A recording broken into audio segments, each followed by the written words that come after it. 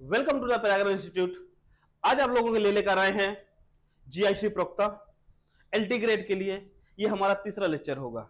दो लेक्चर आप ले चुके हैं, आप देखे होंगे, आपको मिल जाएगा ये यूट्यूब पर दोनों लेक्चर। आप आज है पॉलिटी का सेकंड लेक्चर ऑल ओवर, ये तीसरा लेक्चर होगा, ठीक है। क्योंकि जो पहला लेक्चर था वो ज्योग्राफी में था, ठीक है। तो देखते हैं पहला क्वेश्चन। जो पहला क्वेश्चन है, किस सदन का सभापति उसका सदस्य नहीं होता है। कहता है कि किस सदन का जो सभापति होता है उसका सदस्य नहीं होता, अर्थात वो सदस्य नहीं होता था, उसका बाहरी सदस्य होगा, कोई ना कोई बाहरी लोग। कौन है? राज्यसभा, लोकसभा या विधानसभा या विधान परिषद। जैसे लोकसभा की बात करें, जो स्पीकर होता है, ठीक है, क्या बोलते हैं उसको? स्पीकर। तो इस समय स्पीकर कौन है हमारे यहाँ? तो ओम बिरला साहब, अर्थात वो वहां के लोकसभा सांसद ही हैं, अर्थात ये होगा नहीं। विधानसभा में विधानसभा सदस्य होते हैं, ये भी होता, तो क्या होगा? ये राज्यसभा होगा। राज्यसभा का जो सभापति होता है, आपको पता है, ये होता है उपराष्ट्रपति। जो राज्यसभा का सभापति होता है वो कौन होता है? उपराष्ट्रपति। आपको पता है उपराष्ट्रपति का चुनाव होता है, ठीक है। चलिए अगला क्वेश्चन है 2 नंबर। क्या कहता है? भारतीय संविधान की प्रस्तावना में सभी नागरिकों को किस प्रकार न्याय प्रदान किया गया है। जो न्याय की व्यवस्था भारतीय संविधान में प्रस्तावना में दी गई है, वो कितने प्रकार का न्याय है? कौन कौन सा न्याय है? सामाजिक, धार्मिक या राजनीतिक न्याय है, सामाजिक, आर्थिक और सांस्कृतिक न्याय है, सामाजिक, राजनीतिक और सांस्कृतिक न्याय है, या सामाजिक, आर्थिक और राजनीतिक न्याय। तो कौन न्याय है? 3 प्रकार के न्याय की बात की गई है। न्याय कितने प्रकार के? किस प्रकार के नहीं होती, किस प्रकार या कितने प्रकार के? कितने प्रकार के हैं? ये 3 प्रकार के न्याय की बात की गई। क्वेश्चन पूछ सकता है डायरेक्ट, कितने प्रकार के? कितने प्रकार? 3 प्रकार। कौन कौन? सामाजिक, आर्थिक और राजनीतिक। सामाजिक, आर्थिक, राजनीतिक। Option number D. क्या है? ऑप्शन नंबर डी, सामाजिक, आर्थिक और राजनीतिक न्याय। तो स्वतंत्रताएं कितने प्रकार की है? भारतीय जो प्रस्तावना है, प्रस्तावना में स्वतंत्रता कितने प्रकार की है? तो स्वतंत्रता कितने प्रकार की? स्वतंत्रता 5 प्रकार की हैं। कौन कौन से हैं? देख लीजिए।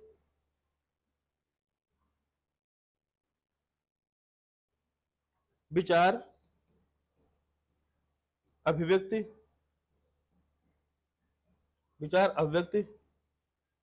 विश्वास, धर्म या आस्था, धर्म एवं उपासना। ये क्या है? ये 5 प्रकार की स्वतंत्रताओं का उल्लेख किया गया है, ठीक है। चलिए अगला क्वेश्चन है 3 नंबर। बहुत ही शानदार क्वेश्चन है, देखिए, इसको पढ़िए, इसको समझिए क्या कह रहा है।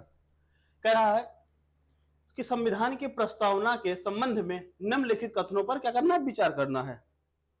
अब ये 4 कथन दिए गए हैं, इन पर आपको विचार करना है कि जवाहरलाल नेहरू का उद्देश्य प्रस्ताव अंततः प्रस्तावना बन गया, यह न्यायोचित नहीं है, इसे संशोधन नहीं किया जा सकता, या प्रस्तावना संविधान के विशिष्ट प्रावधानों को ओवरराइड नहीं कर सकता। देखो, जवाहरलाल नेहरू का जो उद्देश्य प्रस्ताव था, आपको पता है ये कब प्रस्तुत किया गया था? ये प्रस्तुत किया गया था 13 दिसंबर 1946 को। यही आगे चलकर 22 जनवरी 1947 को स्वीकार किया गया, और यही बना क्या? प्रस्तावना, अर्थात विकल्प नंबर 1 सही है, ठीक है। चलिए दूसरा क्वेश्चन, यह न्यायोचित नहीं है, अर्थात इसे संविधान में लागू नहीं कराया जा सकता। यस, अर्थात विकल्प नंबर बी भी सही है। क्या इसमें संशोधन नहीं किया जा सकता? ये गलत है, आपको पता है। जो केशवानंद भारती ब्रह्म केरल राज्य का मामला आया था, इसके बाद संशोधन किया गया, और एक बार संशोधन हुआ है। इधर लिख देते हैं। कौन संशोधन? 42वां संविधान संशोधन अधिनियम 1976। क्या क्या संशोधन हुआ था उसमें? हटाया नहीं गया, 3 शब्द जोड़े गए। कौन कौन 3 शब्द हैं? समाजवाद, समाज, समाजवाद, पंथ निरपेक्षता, समाजवाद, पंथ निरपेक्षता, और अगला शब्द है और अखंडता, अखंडता। ये 3 शब्द जोड़े गए थे। कब जोड़े गए? ये 42वां संविधान संशोधन अधिनियम 1976, ठीक है। और किस अनुच्छेद के तहत संशोधन किया गया? संशोधन 368, संविधान संशोधन की प्रक्रिया 368 में बताई गई है, उसके तहत संविधान संशोधन किया गया। अर्थात कहा संशोधन नहीं किया जा सकता, तो ये क्या है? गलत है। अर्थात संशोधन किया जा सकता है, ठीक है। अगला क्वेश्चन, प्रस्तावना संविधान के विशिष्ट प्रावधानों को ओवरराइड नहीं कर सकता। यस, उसको ओवरराइड नहीं कर सकता। तो 1, 2, 4 कहीं दिया है, 1, 2, 4 अर्थात विकल्प नंबर बी। अच्छा लग रहा है? यदि आपको यह सेशन अच्छा लग रहा हो तो इस चैनल को सब्सक्राइब करें, लाइक करें और शेयर जरूर करें। और ये सेशन तो हमारा चलता रहेगा जब तक आपको एग्जाम नहीं हो जाता है। ये सेशन आपको कंटिन्यू चलता रहेगा। यदि आप चाहते हैं कि सर जी क्या हमारे जेएससी प्रवक्ता के लिए, एलटी ग्रेड के लिए क्या स्पेशल कोर्स लेकर आए हैं? जी जरूर लेकर आए हैं। तो आपको मिलेगा जो स्पेशल सब्जेक्ट का, उसमें इतिहास का मिल जाएगा, सिविक्स अर्थात नागरिक शास्त्र का मिल जाएगा, ज्योग्राफी का मिल जाएगा, और समाजशास्त्र अर्थात सोशियोलॉजी का मिल जाएगा, और इकोनॉमिक्स का। इतने कोर्स आपको हमारे प्ले स्टोर पर, जो प्ले स्टोर पर ऐप है जिसका नाम है the Prayagraj institute, the Prayagraj institute app में जाइए, वहां पर पूरे विस्तृत पूरे सब्जेक्ट की आपको जानकारी मिल जाएगी। वहां जाइए, उसको एनरोल करिए और कोर्स परचेज कर लीजिए, ठीक है। चलिए, तो ये था तीसरा क्वेश्चन। अगला क्वेश्चन है चौथा क्वेश्चन कह रहा है निम्नलिखित में से कौन सी रिट अधीनस्थ न्यायालयों के कार्य की जांच करती हैं? अधीनस्थ न्यायालय के कार्यों की जांच करती हैं। आपको पता, जो अधीनस्थ न्यायालय की जांच करने के लिए 2 रिटें होती हैं। एक बोलते हैं सर्टियोररी, अर्थात इसको बोलते हैं उत्प्रेषण, और एक होती है, दूसरी है जिसका नाम होता है प्रोहिबिशन, प्रोहिबिशन अर्थात प्रतिषेध, ठीक। अधीन न्यायालय कार्यों की जांच करने के लिए सर्टियोररी, ठीक है।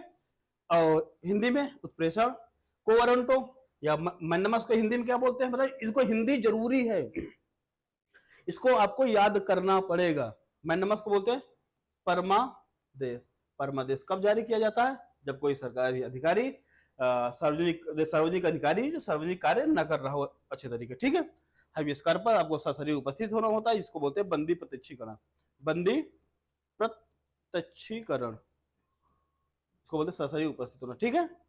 कोवारंटो बोलते हैं अधिकार परीक्षा, अधिकार परीक्षा। अच्छा, कोई गलत आदमी चुनकर आ गया हो या गलत पद धारण कर लिया हो, उसके लिए कोवारंटो सरकार जारी करता है। कौन जारी करता है? ये सुप्रीम कोर्ट और हाई कोर्ट जारी कर सकते हैं। चलिए, जो रिट होती है दोनों जारी कर सकते हैं। अब आपको पता है रिट जारी करने का जो अधिकार दिया गया है अनुच्छेद 32 के तहत, अनुच्छेद 32 के तहत सुप्रीम कोर्ट जारी करेगा, और अनुच्छेद 226 के तहत कौन जारी करेगा? हाई कोर्ट जारी करेगा, ठीक है।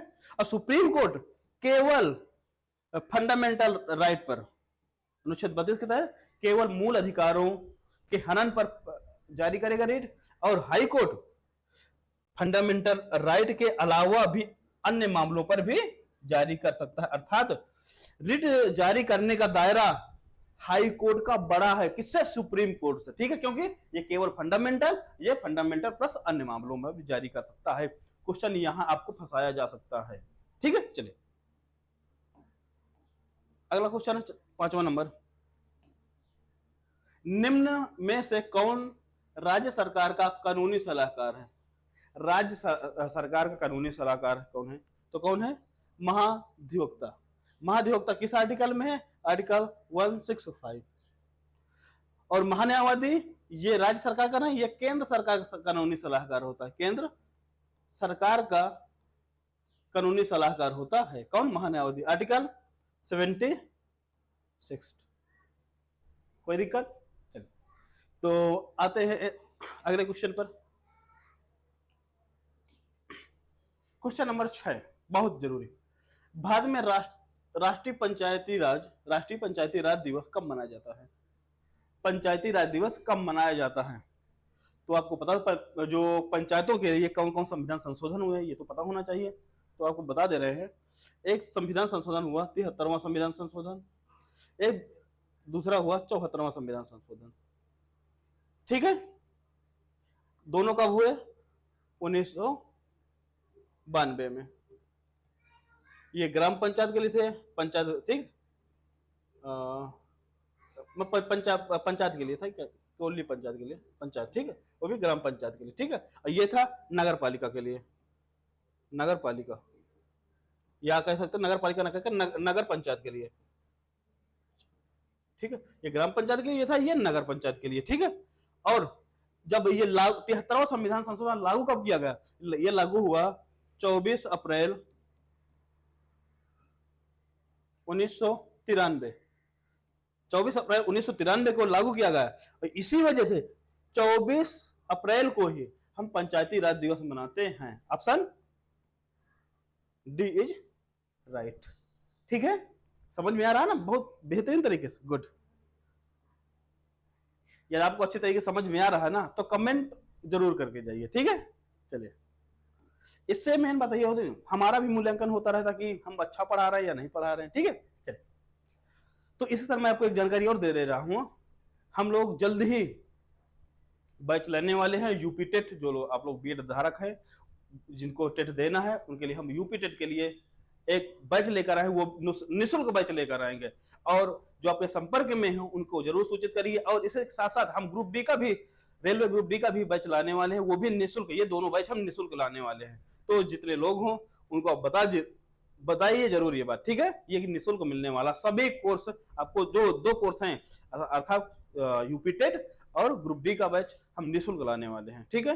चलिए, अगला क्वेश्चन है, भारतीय संविधान 73वां संविधान संशोधन के प्रावधानों के अनुसार मध्यवर्ती स्तर पर पंचायत गठित न करने के लिए न्यूनतम आबादी क्या है? कह रहा है कि जो मध्यवर्ती पंचायत मतलब ग्राम स्तर पर, एक ब्लॉक स्तर पर, एक जिला स्तर पर होती पंचायत। जो मध्यवर्ती अर्थात जो ब्लॉक स्तर की पंचायत है कब गठित नहीं होगी? कम, यदि इससे कम जनसंख्या होगी तो कितनी? यदि 20 लाख से कितनी? यदि 20 लाख से जनसंख्या कम है, कहते हैं 20 लाख से जनसंख्या कम है तो मध्यवर्ती पंचायत का गठन नहीं किया जाएगा। ये किस आर्टिकल, क्वेश्चन पूछ सकता है ये भैया किस आर्टिकल में है? तो ये आर्टिकल है 243 का क्लाज बी का सब क्लाज 2। 243 का क्लाज बी सब क्लाज 2 के तहत ये बात का क्या है, प्रावधान किया गया है। अगला क्वेश्चन है 8 नंबर क्वेश्चन है, भारत में पहला नगर निगम निम्नलिखित में से किस स्थान पर स्थापित किया गया था? कलकत्ता, मद्रास, बॉम्बे या दिल्ली? तो पहला नगर निगम कब स्थापित किया गया था? तो ये था मद्रास में। मद्रास में कब? ये था 1687-88 में, ठीक है। कहीं कहीं 87 लिखा, कहीं कहीं 88 आपको मिल जाएगा, ठीक है। जो ऑप्शन दिया हो आप उसको लगा सकते हैं, ठीक है। कहीं कहीं 87, कहीं कहीं 88 मिलता है, ठीक। 87-88 मान लीजिए, ठीक है। और इसके बाद 2 कलकत्ता और बॉम्बे में, इसके बाद कलकत्ता और बॉम्बे में कब किया गया था इसकी स्थापना? 1726 में। कब? 1726 में दूसरे नगर निगम बनाए गए।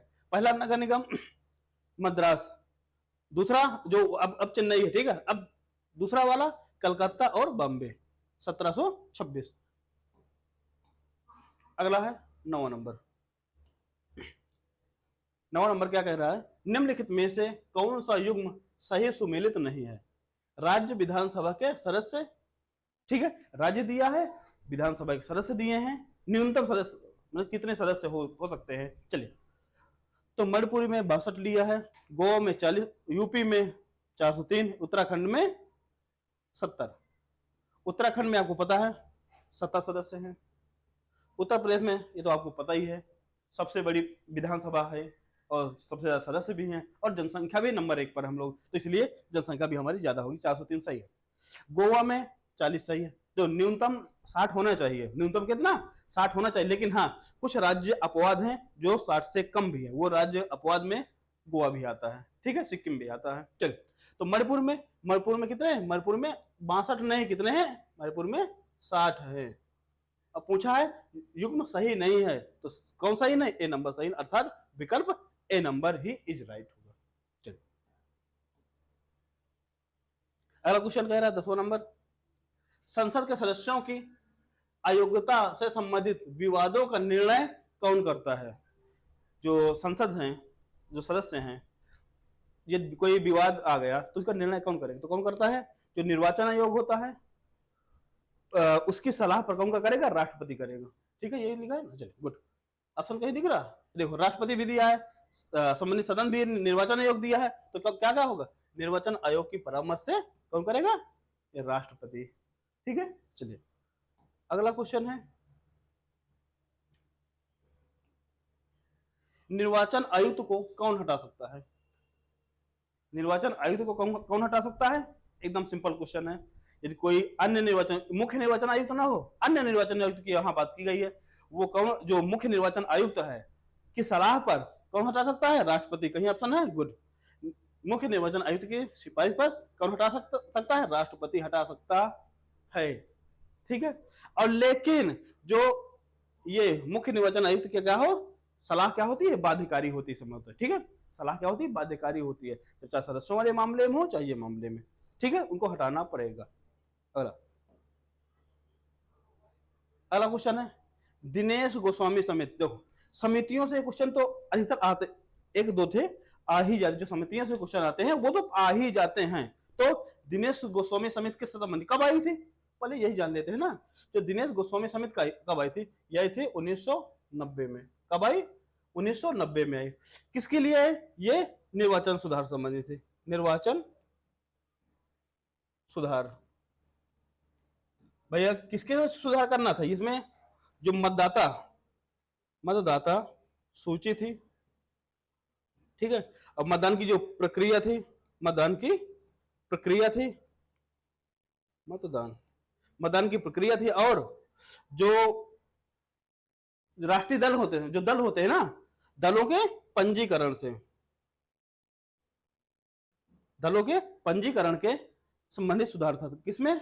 विकल्प नंबर सी, अर्थात निर्वाचन सुधार से था। अगला क्वेश्चन है 13 नंबर, वित्त आयोग से संबंधित है, और वित्त आयोग का क्वेश्चन तो पूछा जाता है, चाहे आर्टिकल हो इसका, चाहे गठन को लेकर हो, क्वेश्चन आता है। चलिए, क्वेश्चन कह रहा है, वित्त आयोग का गठन कितने वर्षों के बाद होता है? अर्थात एक वित्त वर्ष गठित होने के बाद अगला वित्त वर्ष कितने वर्ष बाद गठित होगा? ठीक है, ठीक है, वित्त आयोग, सॉरी वित्त वर्ष नहीं, वित्त आयोग। वित्त वर्ष तो एक वर्ष का होता है ना, ठीक है, और जो वित्तीय आयोग है ये 5 वर्ष के लिए। अब वित्त आयोग का गठन किस आर्टिकल में है? 280। किस आर्टिकल में है? 200, आर्टिकल नंबर 280 में गठन की बात की गई है। ये कैसा निकाय है? ये एक संवैधानिक निकाय, ये भी कभी नोट डाउन कर सकते हैं। कैसा निकाय है ये? संवैधानिक निकाय। कैसा निकाय है ये? संवैधानिक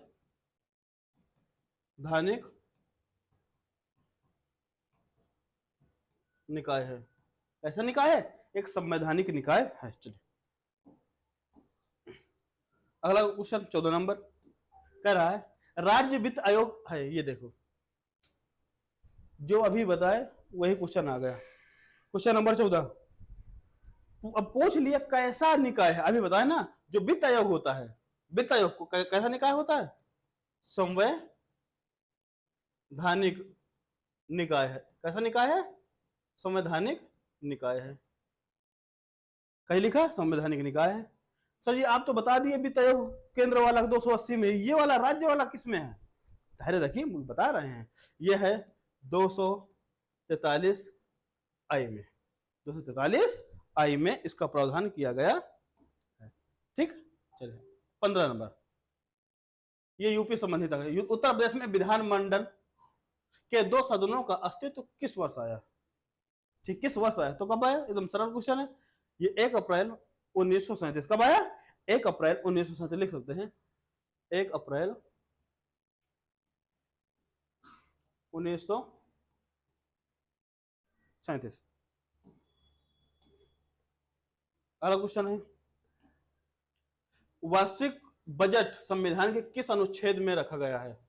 वार्षिक बजट, इसी को हम लोग बोलते हैं वार्षिक, संविधान में यह बात की है, वार्षिक वित्तीय विवरण। ठीक है, ठीक है, एनुअल फाइनेंशियल स्टेटमेंट, ये बात की गई है। ठीक है, वार्षिक वित्तीय विवरण किस में है? आर्टिकल 112, अर्थात 112 में ऐसी बात की गई है। ठीक है, कह दिया option, good, option number C. तो सर जी ये भी लागम बता दीजिए, 110 में क्या है? गुड, तो ये है धन विधेयक की, धन विधेयक की क्या है? परिभाषा दी गई है। धन विधेयक की क्या दी गई है? धन विधेयक की परिभाषा दी गई है। और सर जी बता दीजिए 115 में क्या है? जरूर बताएंगे, क्यों नहीं बताएंगे, इसमें है अनुपूरक, अनुपूरक अनुदान। क्या बात की गई है? अनुपूरक अनुदान की बात की गई है। सर जी 3 तो बता दिए, चौथा 118 वाला थोड़े बता दीजिए, जरूर बताएं, क्यों? इसमें संसद की नियमावली है। क्या है? संसद की, संसद की क्या है? नियमावली है, संसद की नियमावली है। ठीक है, चलिए अगला क्वेश्चन 17 नंबर, बहुत जरूरी। राज्य के राज्यपाल की नियुक्ति संविधान के किस अनुच्छेद में है? जो राज्यपाल की नियुक्ति किस संविधान अनुच्छेद में, किस में है? अनुच्छेद 155 में है। नियुक्ति कौन करता है? नियुक्ति राष्ट्रपति करता है। 53 में क्या होगा? यह राज्य का राज्यपाल, ठीक है, कहा गया है कि राज्य का क्या होगा? एक राज्यपाल होगा, लेकिन अब कहा जाता है कि 2 या 2 से अधिक राज्यों का एक राज्यपाल हो सकता है। ठीक है, अब उसकी वेतन की बात की तो राष्ट्रपति नियुक्त करेगा, जैसे 2 राज्यों का राज्यपाल है, एक राज्यपाल 2 राज्यों का राज्यपाल, तो एक अनुपातिक रूप से निर्धारित वेतन कौन करेगा? मिलेगा, वेतन उतना ही है जितना मिलता है, लेकिन अनुपातिक रूप से दोनों राज्य शेयर करके देंगे। ये निर्धारित कौन करेगा? ये निर्धारित करेगा राष्ट्रपति। ठीक है, और 54 में क्या है? ये राज्यपाल की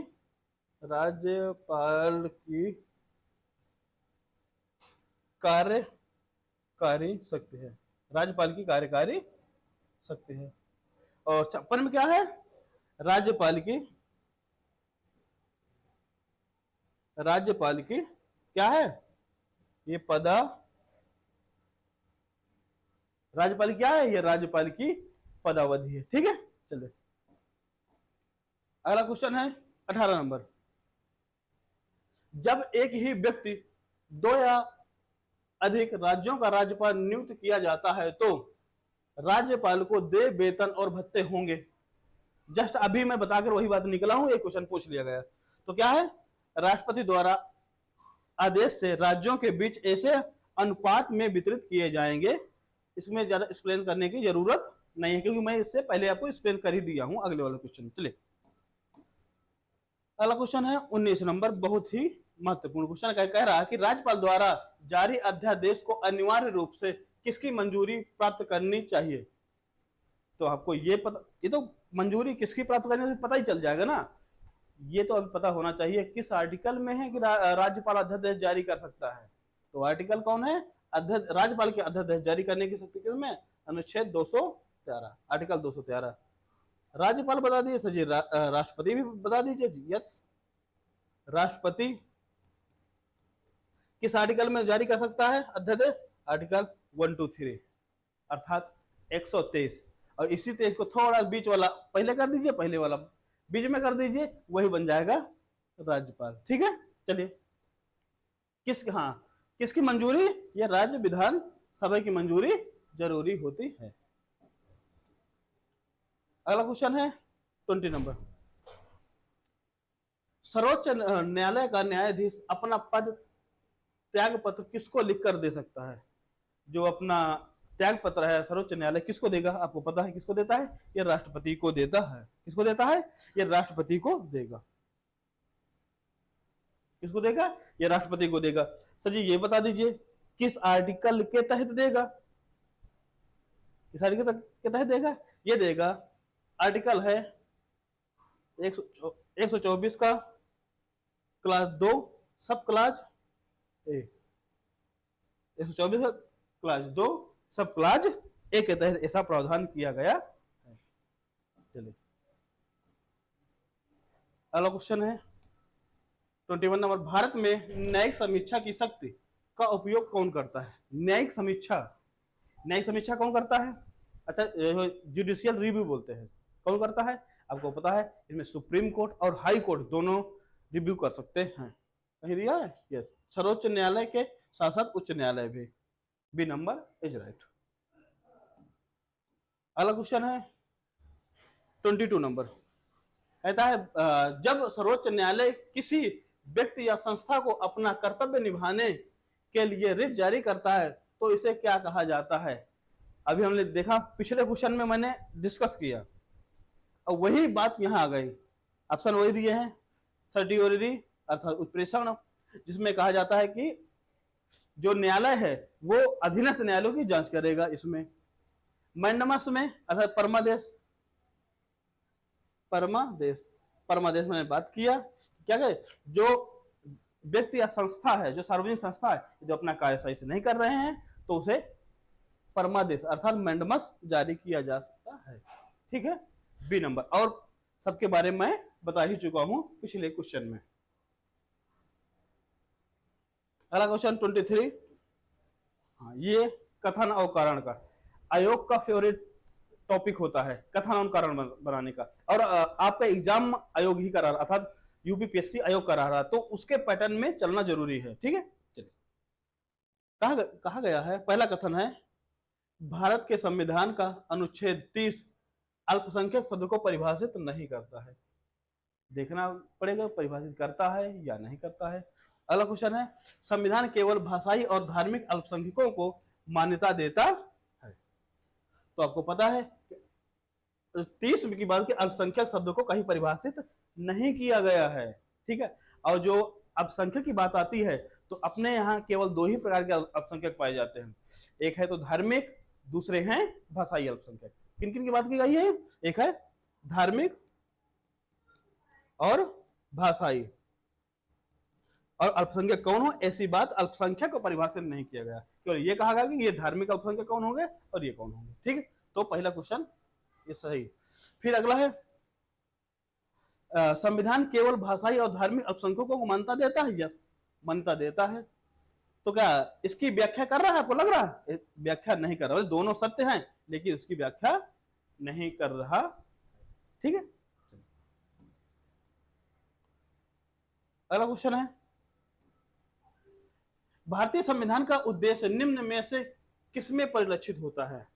ठीक है, जो उद्देश्य भारतीय संविधान किसमें परिलक्षित होता है? आपको मैंने पहले ही बताया किस किसमें, उद्देश्य का अर्थात, ठीक है, प्रियम्बल अर्थात उद्देश्य का अर्थात प्रस्तावना में ऐसी बात कहीं लिखा है प्रस्तावना। यस, भारतीय संविधान की क्या है? प्रस्तावना। विकल्प नंबर बी सही होगा। अगला क्वेश्चन है, चलिए कहा गया है राज्यों में मुख्यमंत्री सहित मंत्रि परिषद की न्यूनतम संख्या क्या कितनी होगी? कम से कम कितनी हो सकती है? ठीक है ना, तो अधिकतम कितनी होगी? दोनों बात होनी चाहिए। ठीक है, अधिकतम कितनी होगी आपको पता है? अधिकतम होंगी टोटल जितने हैं उनके क्या 15%। कितने होंगे? जितने सदस्य उनका मैक्सिमम कितने हो सकते हैं? 15% से ज्यादा नहीं होंगे।